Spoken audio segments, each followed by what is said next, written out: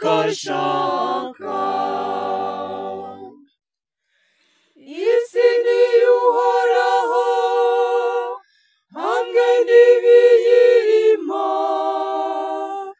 yose ni iye, hamwe n'ibiyituyeho byose.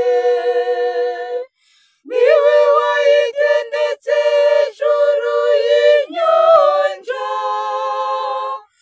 anayitereka hejuru y'inzu z'ubutayegayega.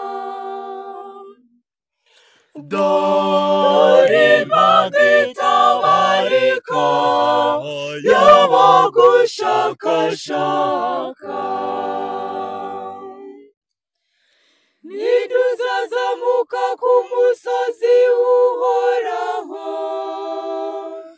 maze agahagarara ahantu he hatagatifu, n'ufite ibiganza bidacumura n'umutima usukuye,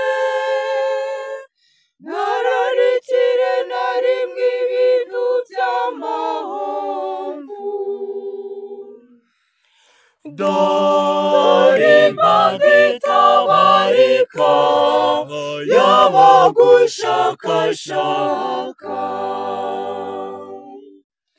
Uwazabona umugisha w'Uhoraho n'ubutungane bukomoka ku Mana Umukiza we, bene abo ni bo bagize ubwoko bw'abamushaka,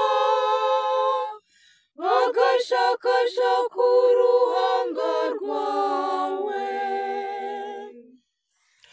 Dore imbaga itabarika y'abagushakashaka.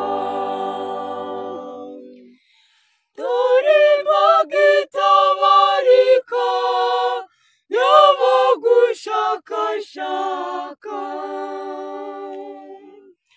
Dore imbaga itabarika y'abagushakashaka.